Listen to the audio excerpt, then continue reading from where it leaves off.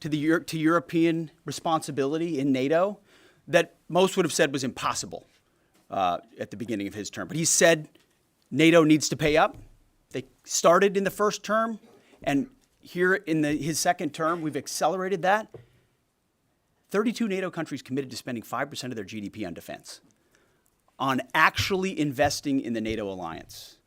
So I hope with all the ink spilled, all of your outlets find the time to properly recognize this historic change in continental security that other presidents tried to do, other presidents talked about.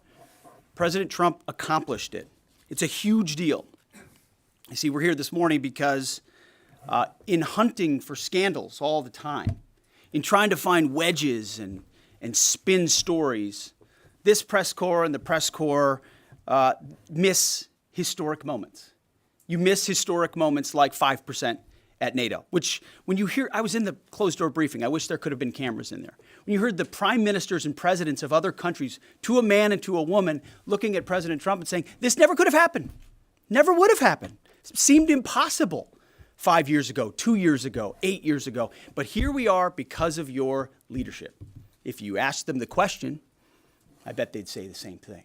But searching for scandals, you miss historic moments, like recruiting at the Pentagon. Historic levels in the Army, the Air Force, and the Navy. Yeah, maybe there'll be a little mention here or there, but because it was under President Trump's leadership, because Americans are responding to him as commander-in-chief, the press corps doesn't want to write about it. Or bring us to the topic of the moment, the highly successful strikes in Iran. Let me read the bottom line here. President Trump directed the most complex and secretive military operation in history, and it was a resounding success, resulting in a ceasefire agreement and the end of the 12-day war. There's been a lot of discussion about what happened and what didn't happen. Step back for a second. Because of decisive military action, President Trump created the conditions to end the war, decimating, choose your word, obliterating, destroying Iran's nuclear capabilities. I want to read some of the assessments that have been provided, because whether it's fake news, CNN, MSNBC, or the New York Times, there's been fawning coverage of a preliminary assessment. I've had a chance to read it. Every outlet has breathlessly reported on a preliminary assessment from DIA. I'm looking at it right now. Again, it was preliminary, a day and a half after the actual strike, when it admits itself in writing that it requires weeks to accumulate the necessary data to make such an assessment. It's preliminary. It points out that it's not been coordinated with the intelligence community at all. There's low confidence in this particular report. It says in the report there are gaps in the information. It says in the report multiple linchpin assumptions are what this assessment, a linchpin assumption, you know what that is? That means your entire premise is predicated on a linchpin. If you're wrong, everything else is wrong. And yet, still, this report acknowledges it's likely severe damage. Again, this is preliminary, but leaked because someone had an agenda to try to muddy the waters and make it look like this historic strike wasn't successful. I'm going to get to the chairman in a moment because he's going to lay out the particulars for you based on his professional military experience. But here's what other folks are saying. The DIA that put that report out says this is a preliminary low-confidence report and will continue to be refined as additional intelligence becomes available. How about the Israeli Atomic Energy Commission? The devastating U.S. strikes on Fordow destroyed the site's critical infrastructure and rendered the enrichment facility inoperable. Have any of these quotes made their way into the New York Times or the Washington Post? MSNBC? CNN? Any of these quotes? How about this one? This is a new one from the UN, the United Nations. No friend of the United States, or certainly Israel often. Here's the head of the UN Atomic Energy Agency this morning, Rafael Grossi. U.S. and Israeli strikes caused enormous damage to Iran's nuclear sites. Don't take my word for it. How about the IDF's chief of staff? I can say here that the assessment is that we significantly damaged the nuclear program, setting it back by years. I repeat, years. The Iranian foreign minister, the spokesman, our nuclear installations have been badly damaged, that's for sure. I'm sure that's an understatement.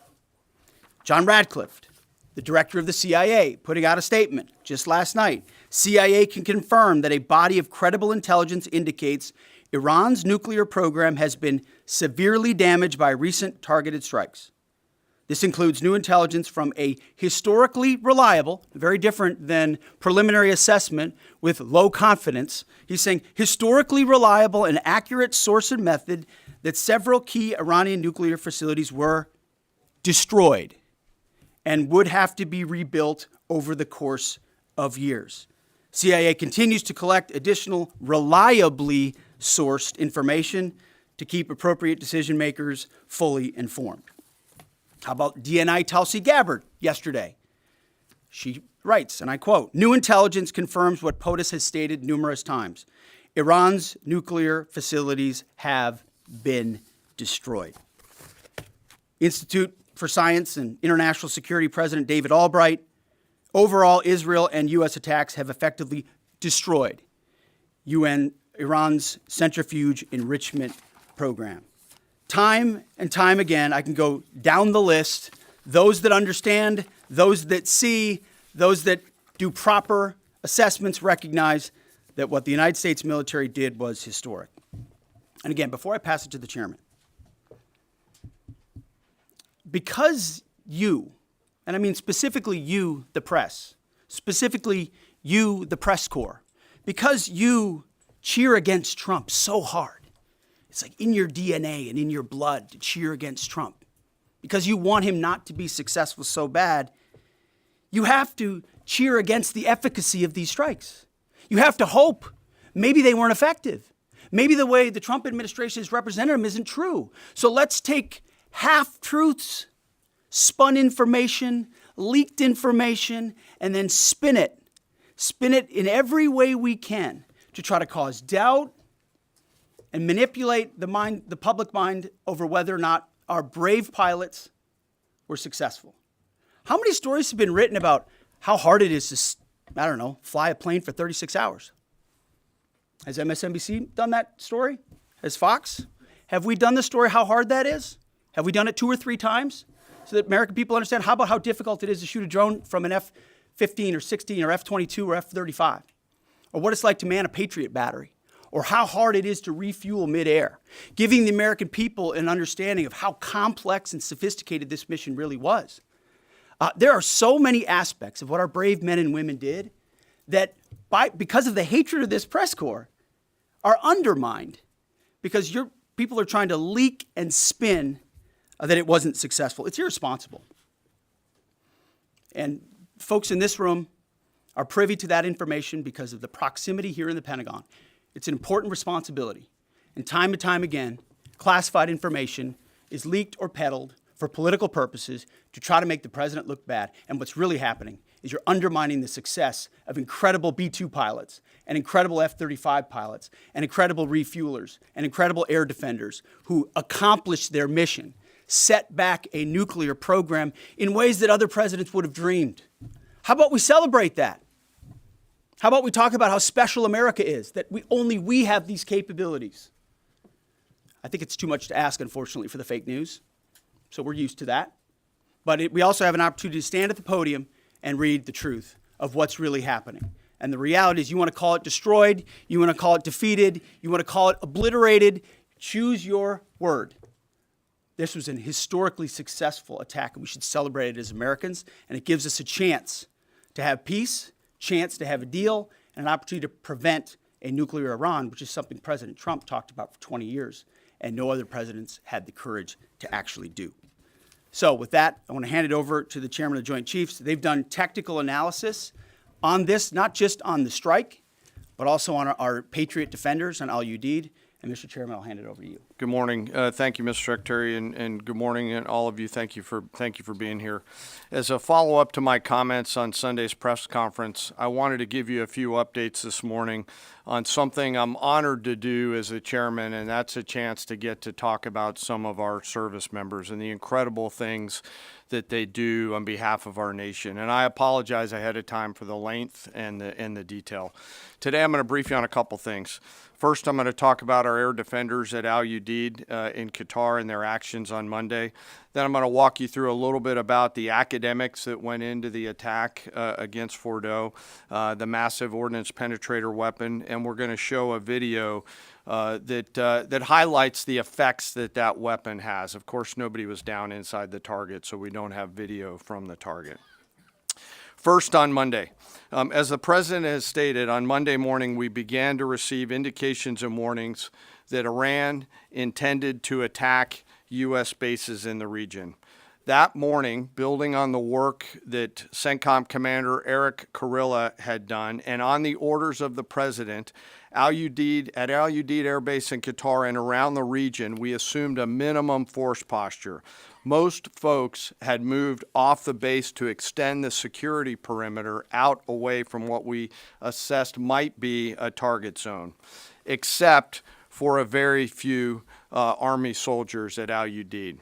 At that point, only 2 Patriot batteries remained on base, roughly 44 American soldiers responsible for defending the entire base, to include CENTCOM's forward headquarters in the Middle East, an entire air base, and all the U.S. forces there. The oldest soldier was a 28-year-old captain. The youngest was a 21-year-old private who'd been in the military for less than 2 years. So let's put ourselves out there for a second. Imagine you're that young first lieutenant, you're 25 or 26 years old, and you've been assigned as the tactical director inside the command and control element. You, at that age, are the sole person responsible to defend this base. Listening next to you is your early warning operator whose job is to notify you of imminent attack. There's 5 people inside a vehicle and 5 people outside of a vehicle around these, a total of, as I said, 44. By the way, you've sat in the Middle East for years, deployed over and over again, extended multiple times, always being prepared, but unsure of when that particular day will come that you must execute your mission and not fail at doing it. In this case, these Patriot crews were deployed from Korea and Japan as part of our U.S. forces there to ensure that we had the most capable missiles in the CENTCOM area of responsibility. As the day continues, you start to hear more and more chatter in the information space about a pending attack. And as the sun starts to set in the west, you get orders from your higher headquarters to make sure that your missile batteries are pointed to the north. There are just a few other teammates. It's hot, you're getting nervous, and you expect an attack. Outside of those Patriot vehicles, your hot crew, which is 1 NCO and 4 additional soldiers, turns a key and relinquishes control of those missiles to that young lieutenant inside the vehicle. And you wait. You know that you're going to have approximately 2 minutes, 120 seconds to either succeed or fail. And then at approximately 12:30 p.m. on Monday, that's 7:30 p.m. in Qatar, as the sun sets in the west, Iran attacks. As the targets were detected, round after round of Patriot missiles are ejected from their canisters by an initial launch charge. Then the main solid rocket motor ignites. You can feel this in your body if you've ever been around a Patriot taking a shot. And round after round goes out and guides against those missiles coming inbound. We believe that this is the largest single Patriot engagement in U.S. military history. And we were joined in this engagement by the Qatari Patriot crews. I'm not going to tell you how many rounds were shot, but it was a bunch because of classified purposes. And we're aware that there's reports of something getting through. What we do know is there was a lot of metal flying around. Between attacking missiles being hit by Patriots, boosters from attacking missiles being hit by Patriots, the Patriots themselves flying around, and the debris from those Patriots hitting the ground, there was a lot of metal flying around. And yet our U.S. air defenders had only seconds to make complex decisions with strategic impact These awesome humans, along with their Qatari brothers and sisters in arms, stood between a salvo of Iranian missiles and the safety of Al Udeid. They are the unsung heroes of the 21st century United States Army. And I know a lot of you have seen the videos online and the excitement as those Patriots departed their launchers and went up and guided. This really demonstrates the combat capability and capacity of our Army air defenders. Simply stated, they absolutely crushed it. If you'd flip this over, thanks. Let me next move to a walkthrough of the GBU-57 massive ordnance penetrator weapon and share a little bit about the planners who did this and their work on the weapon. First, let me set the stage for you. There's an organization in the U.S. called the Defense Threat Reduction Agency, DTRA. DTRA does a lot of things for our nation, but DTRA is the world's leading expert on deeply buried underground targets. In 2009, a Defense Threat Reduction Agency officer was brought into a vault at an undisclosed location and briefed on something going on in Iran. For security purposes, I'm not going to share his name. He was shown some photos and some highly classified intelligence of what looked like a major construction project in the mountains of Iran. He was tasked to study this facility, work with the intelligence community to understand it, and he was soon joined by an additional teammate. For more than 15 years, this officer and his teammate lived and breathed this single target, Fordow, a critical element of Iran's covert nuclear weapons program. He studied the geology. He watched the Iranians dig it out. He watched the construction, the weather, the discard material, the geology, the construction materials, where the materials came from. He looked at the vent shaft, the exhaust shaft, the electrical systems, the environmental control systems, every nook, every crater, every piece of equipment going in and every piece of equipment going out. They literally dreamed about this target at night when they slept. They thought about it driving back and forth to work, and they knew from the very first days what this was for. You do not build a multi-layered underground bunker complex with centrifuges and other equipment in a mountain for any peaceful purpose. They weren't able to discuss this with their family, their wives, their kids, their friends, but they just kept grinding it out. And along the way, they realized we did not have a weapon that could adequately strike and kill this target. So they began a journey to work with industry and other tacticians to develop the GBU-57. They tested it over and over again, tried different options, tried more after that.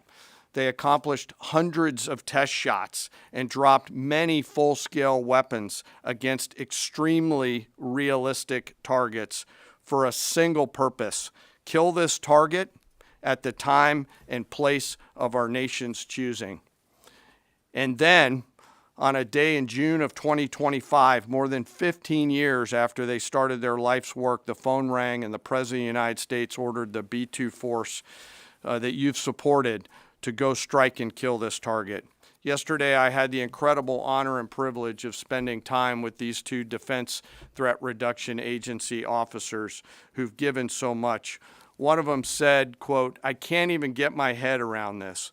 My heart is so filled with the pride of being a part of this team. I am so honored to be a part of this." To you both, thank you, and thank you to your families. Operation Midnight Hammer was the culmination of those 15 years of incredible work. The air crews, the tanker crews, the weapons crews that built the weapons, the load crews that loaded it.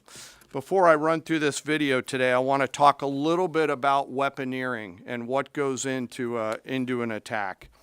Weaponeering is the science of evaluating a target. I mentioned all of those factors before that these two DTRA officers had thought about.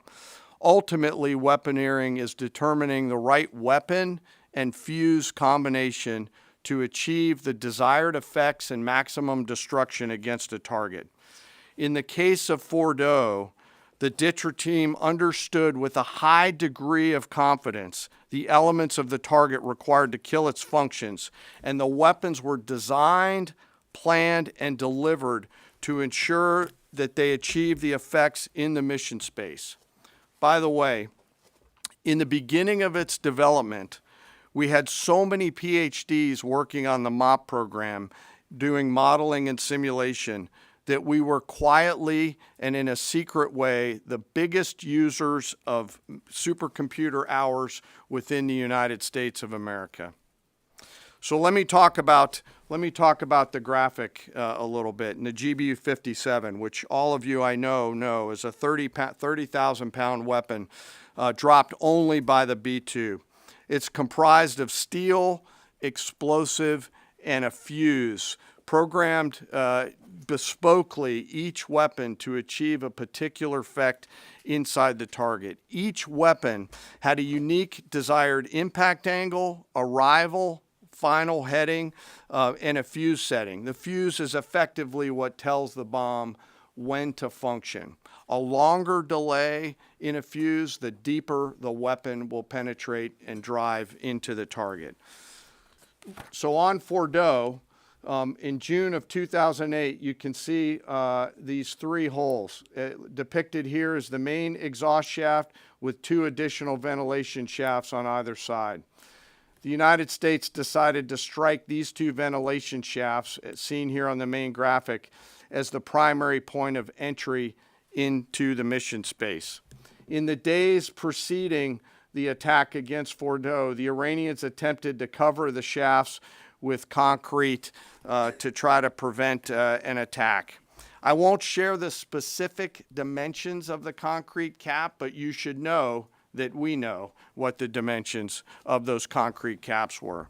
The planners had to account for this. They accounted for everything. The cap was forcibly removed by the first weapon, and the main shaft was uncovered. Weapons 2, 3, 4, 5 were tasked to enter the main shaft, move down into the complex at greater than 1,000 feet per second, and explode in the mission space.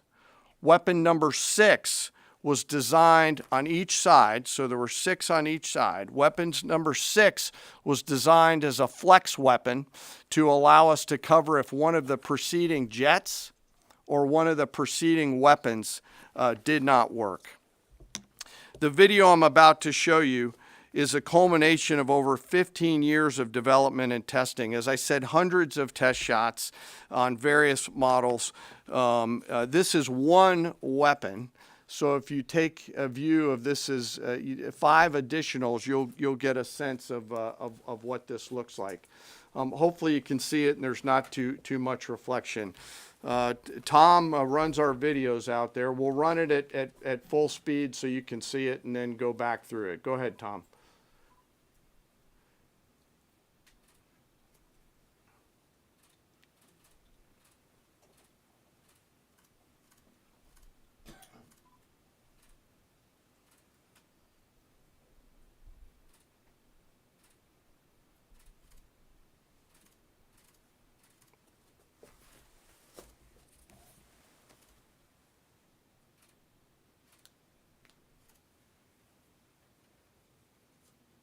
Keep it going for a minute. You'll see inside the mission space.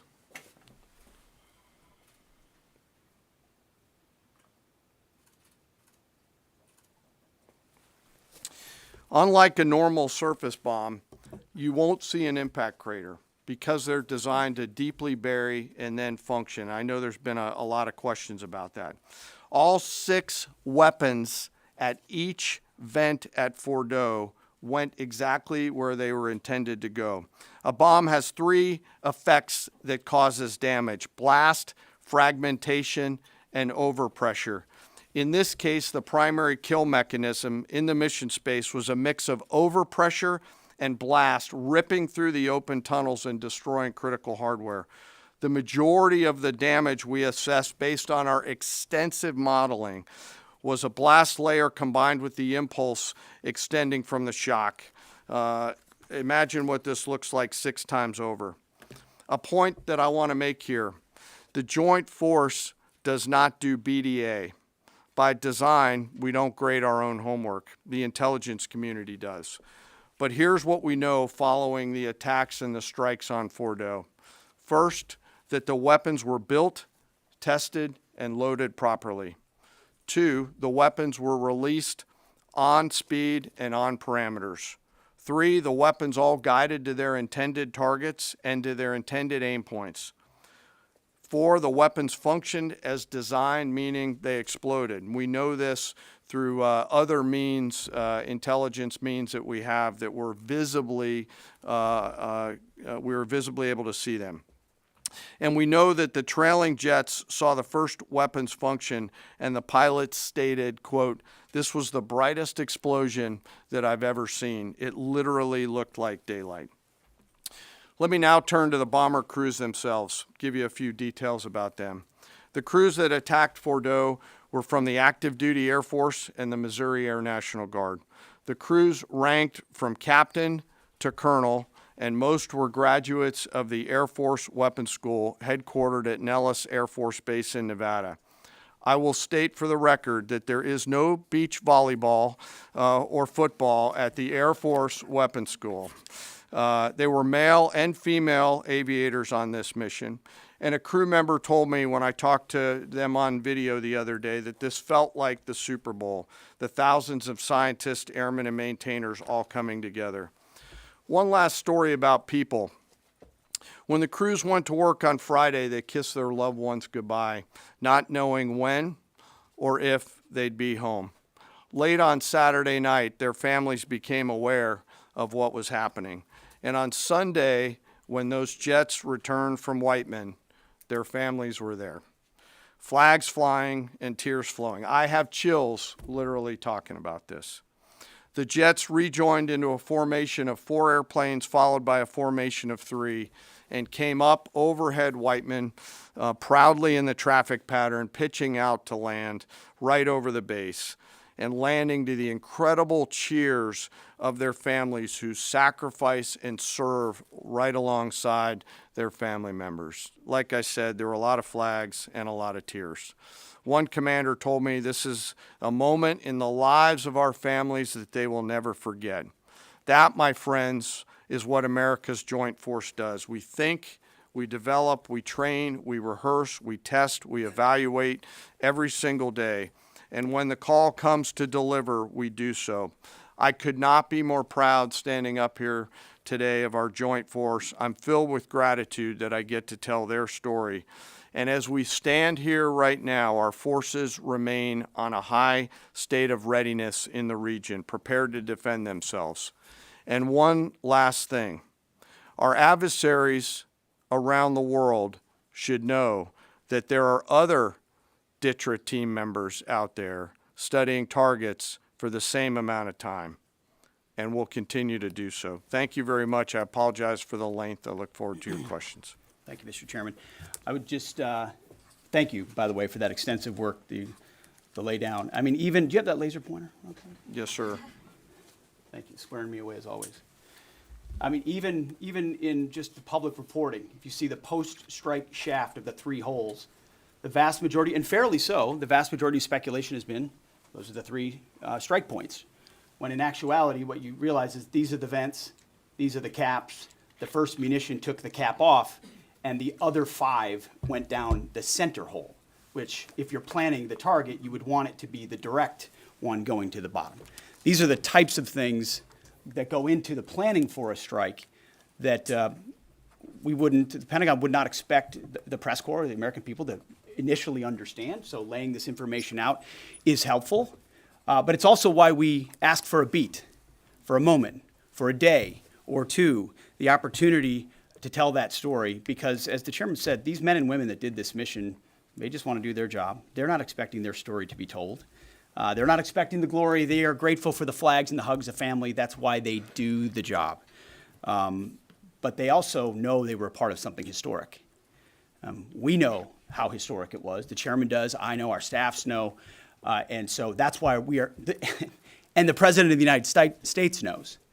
And that's why it's almost personal when we see the way in which leaks are used to try to disparage the outcome or muddy the waters about the impact of what happened without being responsible with information and allowing the professionals to assess and provide that information just like the chairman did. So thank you, Mr. Chairman, for that information. And we welcome a few additional questions. Yes, sir. General, on Sunday you said final battle damage will take some time. And you also said, I think BDA is still pending, and it would be way too early for me to comment on what may or may not still be there at the nuclear facility. So that was just over 3 days ago. So what has changed? Would you use the term obliterated as well? Sure, like I said, we don't do BDA. I'll refer that to the intelligence community, and You're talking with them. I mean, what changed in the past 3 days that make you so, you know? sir, I think Sir. I mean, I think I explained what changed. There was a great deal of irresponsible reporting based on leaks, preliminary information in low confidence. Again, when someone leaks something, they do it with an agenda. And when you leak a portion of an intelligence assessment, but just a little portion that makes it seem like maybe the strike wasn't effective, then you start a news cycle, whether it's the Washington Post or Fox News or CNN or MSNBC, you start a news cycle that starts to call into question the efficacy. No, that's why. So you bring the chairman here, who's not involved in politics. He doesn't do politics. That's my lane to understand and translate and talk about those types of things. So I can use the word obliterated. He could use defeat, destroyed, assess, all of those things. But ultimately, we're here to clarify what these weapons are capable of, which anyone with, two eyes, some ears, and a brain can recognize that kind of firepower with that specificity at that location and others is going to have a devastating effect. So we all recognize there will be days and weeks ahead. That's why yesterday I said, if you want to know what's going on at Fort O, you better go there and get a big shovel, because no one's under there right now. No one's under there able to assess, and everyone's using reflections of what they see. And that's why the Israelis, the Iranians, the IAEA, the UN, to a man and to a woman who recognize the capability of this weapon system, are acknowledging how destructive it's been. So that's what's changed. Confident just 3 or 4 days later. What See, changed? this is a point. This is how difficult it is to actually manage. You just watched a video of what this weapon is capable of. That's where we find our confidence, is in the skill of men and women and the capability of the systems they employed, and the recognition so far in the reflections that it was a highly successful mission. sir, I think you could. I'd say go out. The IC should be able to help you answer that question. They look at a variety, as the secretary has alluded to. We look at a variety of things. I don't do that. They do. All different sources of intel, which I'd refer you to them to get clarity on the end state. So again, I go back to the IC, whether it's Director Radcliffe or ODNI Gabbard. I read the statements at the beginning. They're the ones aggregating the intelligence, and they're saying nuclear facilities were destroyed and would have to be rebuilt over a number of years. Facilities were destroyed. What do we got right here? Sir, you cited a body of credible intelligence to suggest that the damage at Fort O and other places. What is that referring to, and when can we see it? I was reading from the CIA director's statement, which came out last night. CIA, again, they do the BDA, they do the assessment. CIA can confirm that a body of credible intelligence indicates, it also goes on to say, new intelligence from historically reliable and accurate sources and methods. Now, you can imagine, the CIA director is going to be very careful about how he articulates things of that sensitivity. Classified, secret, top secret, compartmentalized. He's going to know things that you're not going to know, that the press isn't going to know, and he's reflecting that the sources he's seeing are highly credible. They've given credible intelligence. They or those processes have given credible intelligence in the past, and that's what he's basing it on. Don't you think we need to see that? Do you have a top secret clearance, sir? Eventually, Okay. the American public wants Yes, to see sir. it. Yes. Yeah, you. I wanted to ask briefly just No, not you. Checkered shirt. Oh, so Mike Glenn with the Washington Times. Yes, sir. Thanks, sir. Anybody who's ever read a Battalion S2 report after a fight knows that it's usually, the initial report is usually wrong, sometimes grossly so. Has what happened in this incident caused y'all to sort of rethink the intelligence process or the dissemination, or do you think it's just if the process itself doesn't require any more adjustment? Well, I can tell you what the chairman told me in the Situation Room and reminded us all, which is alongside what you just said, sir, is that the first reports are almost always wrong. They're almost always incomplete, right? Anything, whether it's a squad level operation or a strategic level operation, the initial reflections you get are coming at you at a high rate of speed from a lot of different sources. So your job is to step back and assess them. And that's why we're urging caution about premising entire stories on biased leaks to biased publications trying to make something look bad. How about we take a beat, recognize first the success of our warriors, hold them up, tell their stories, celebrate that, wave an American flag, be proud of what we accomplished. And in the meantime, I can assure you, the chairman and his staff, the intelligence community, our staff and others are doing all the assessments necessary to make sure that mission was indeed successful. Yes, right there. Sir, thank you, Mr. Secretary.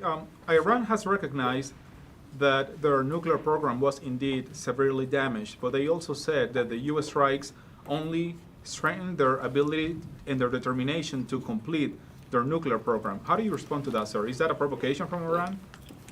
Well, I would say Iran's going to have to say a lot of things right now in order to, but we're watching very closely what they do. Again, that's the intel community. Our job as the chairman, the chairman laid it out so beautifully. Our job is to be prepared. And how proud are you? How proud am I? I didn't know the full story of those men and women 15 years ago who've been pointing at that target. That makes me proud to be an American. That's an awesome story. I hope we can tell more aspects of that in an unclassified way in the future.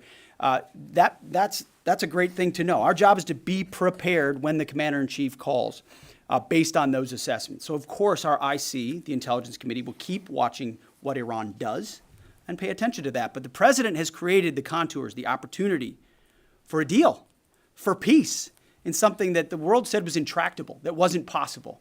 And we got that peace, that ceasefire, that option, because of strength, because of his willingness to use American military might that no one else on the planet can do with the kind of planners and operators that the chairman just laid out. Yes, sir. Right there. Yep. Me, sir? Just a quick question.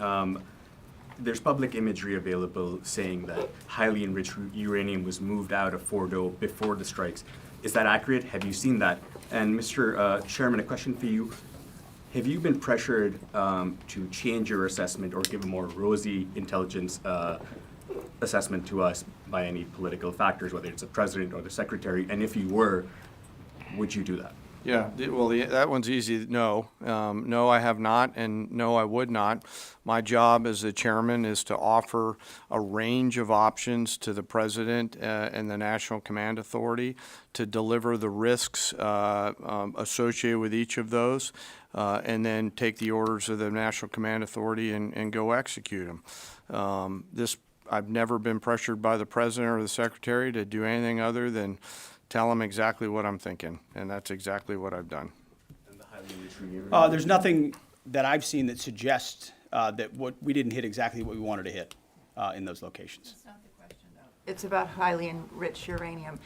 Do you have certainty that all the highly enriched uranium was inside the Fordo mountain, or some of it, because there were satellite photos that showed more than a dozen trucks there 2 days in advance?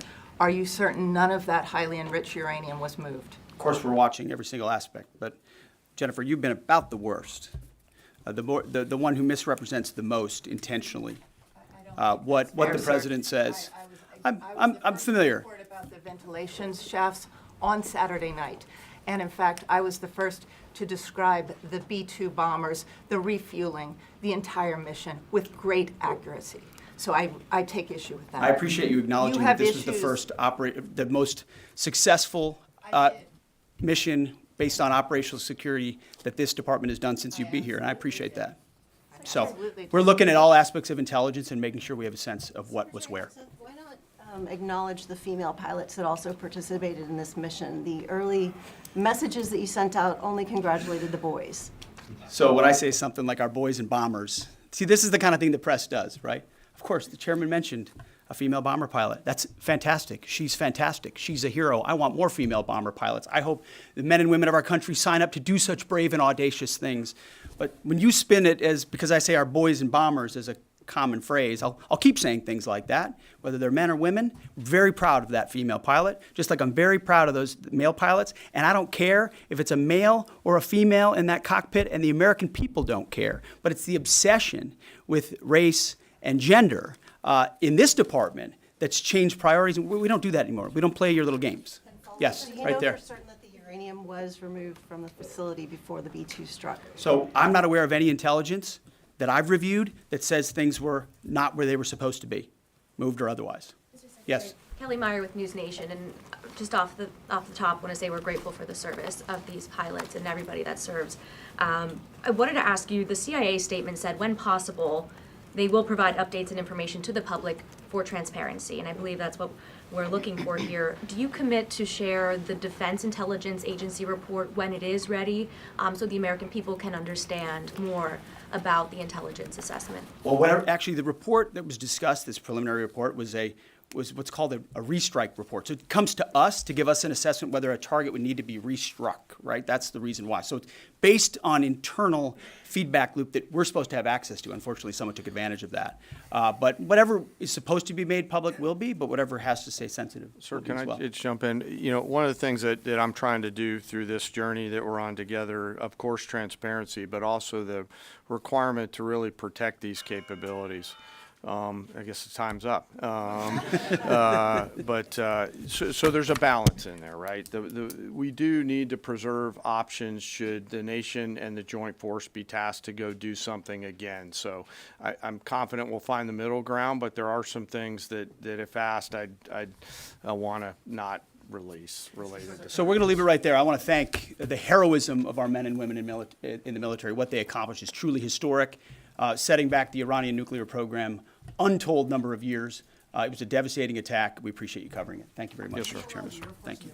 Talk a little bit more about the role, sir. You can